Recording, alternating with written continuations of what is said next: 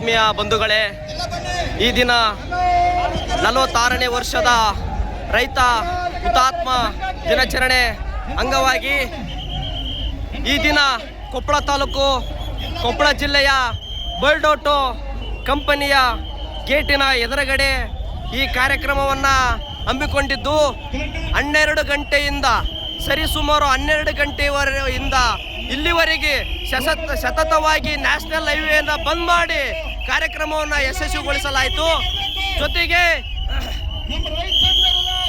ಜೊತೆಗೆ ಈ ಬಸಾಪುರ ಕೆರೆಯ ಅತಿಕ್ರಮಣ ಮಾಡಿಕೊಂಡಿರುವ ಬರ್ಡೋಟೋ ಕಂಪನಿ ವಿರುದ್ಧ ಹೋರಾಟ ಮಾಡಿ ಇವತ್ತಿನ ದಿವಸ ನಾವು ಪ್ರವಾಸವನ್ನು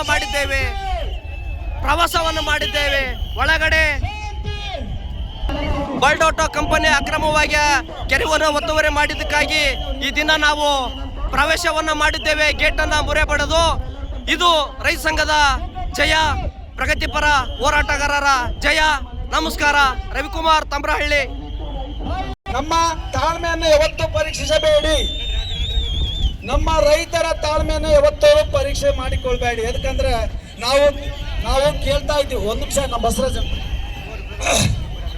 ಈಗಾಗತ್ತಿನ ಕಾರ್ಯಕ್ರಮದ ರೈತ ಹೋರಾಟಗಾರನ ನೆನಕಲ್ತಾ ಕರ್ನಾಟಕ ರಾಜ್ಯ ರೈತ ಸಂಘ ನಮ್ಮೆಲ್ರಿಗೂ ಒಂದು ಸ್ವಾಭಿಮಾನ ತಂದುಕೊಟ್ಟಂತ ಧೀಮಂತ ಸಂಘಟನೆಯಲ್ಲಿ ನಾವು ಕಳೆದ 46 ವರ್ಷಗಳಿಂದ ಹೋರಾಟವನ್ನ ಮಾಡ್ಕೊಂಡು ಬಂದಿರತಕ್ಕಂಥವ್ರು.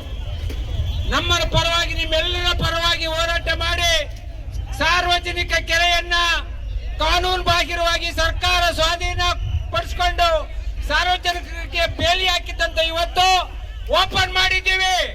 ಇನ್ನು ಮುಂದೆ ಯಾವ ಕಾರಣಕ್ಕೂ ಅದು ಹಿಂಗೆ ಇರ್ಬೇಕು.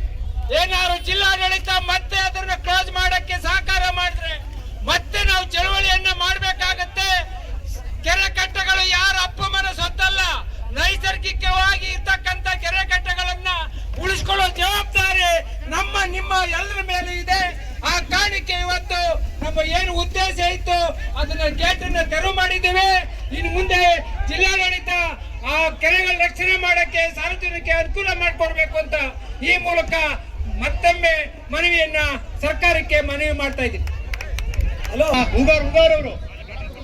ಉಗಾರ್ ನಮ್ಮ ಲಕ್ಷ್ಮಣ್ ಉಗಾರ್ ಅವರು ಬರಬೇಕು. ಸಿದ್ವೀರಪ್ಪ ಸ್ವಲ್ಪ ಅವ್ರು ಜಾಗ ಕೊಟ್ಟು ಮುಂದಕ್ಕೆ ಹೋಗ್ಬೇಕು. ಬಂದೆ ನೀವಿರಮ್ಮ, ಮಹಿಳಾ ನೀನೇ ಇರಬೇಕು ಮುಂದೆ. ಬನ್ನಿ ಎಲ್ಲ